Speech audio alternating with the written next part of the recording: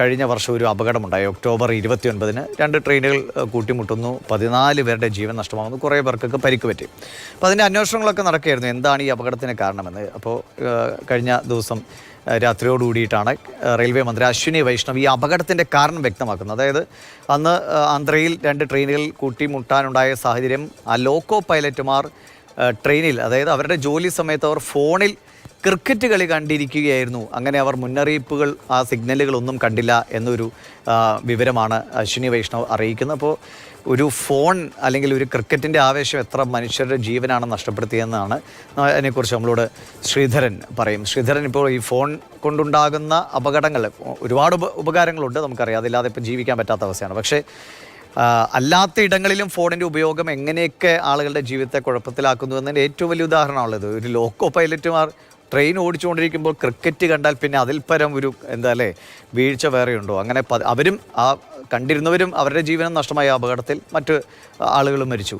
അപ്പോൾ ഇത് എന്തൊക്കെ രീതിയിലാണ് ഇതിൻ്റെ അന്വേഷണങ്ങൾ നടന്നത്? ഇത് ഇനിയുള്ള രീതിയിൽ ഈ ഫോണിൻ്റെ ഉപയോഗമൊക്കെ നിയന്ത്രിക്കാൻ എന്തെങ്കിലും സാധ്യതകൾ, അതിപ്പോൾ നമുക്കറിയില്ല, റെയിൽവേയിലുണ്ടോ? എങ്ങനെയാണ് ഇതിനെ മറികടക്കാനുള്ള ഒരു ശ്രമവും കൂടി റെയിൽവേ നടത്തുന്നത്?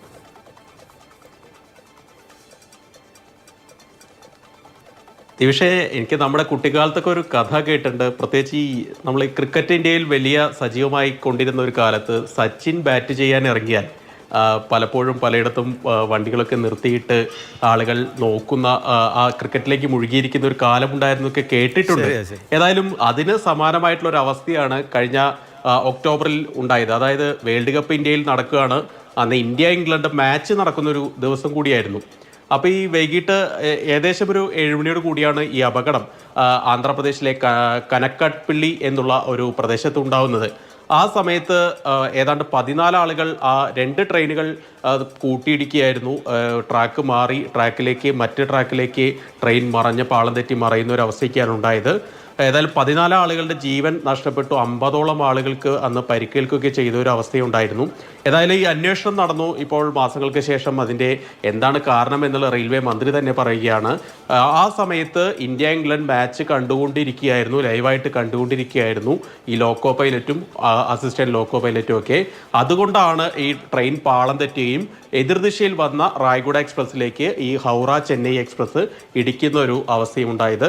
നമുക്കറിയാം, നമ്മളൊരു ജോലി ചെയ്തുകൊണ്ടിരിക്കുകയാണെങ്കിൽ നമ്മൾ ആ സമയത്ത് മൊബൈൽ ഉപയോഗിച്ചാൽ നമ്മുടെ ശ്രദ്ധയൊക്കെ മാറുന്ന ഒരു സ്ഥിതി ഉണ്ടാകും. അതൊരു ജോലി എന്നല്ല, ഈ ഒരു അസിസ്റ്റന്റ് ലോക്കോ പൈലറ്റിൻ്റെ ജോലി എന്നല്ല, ഏത് ജോലി ചെയ്യുകയാണെങ്കിലും നമ്മൾ മൊബൈൽ ഫോണിൽ മുഴുകി ചെയ്യുകയാണെങ്കിൽ അത് പലപ്പോഴും ആ ജോലിയുടെ പെർഫെക്ഷനെ ബാധിക്കും.